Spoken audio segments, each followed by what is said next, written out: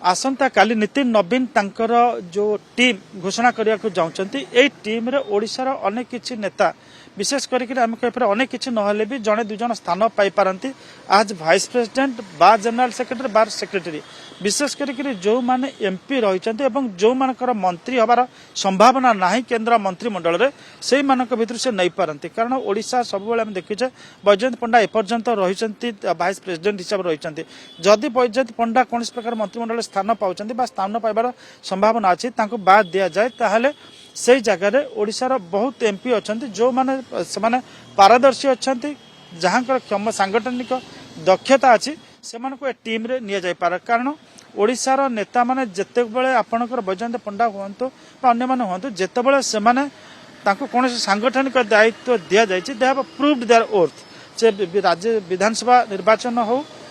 कौन राज्य रे बा कौन राज्य संकटजनक परिस्थिति सृष्टि हो बा संगठन को सुदृढ़ करने कथा हो से सब निजर दक्षता देखिक आछन ओडिशा जड़े दु जन स्थान पाइबा निश्चित।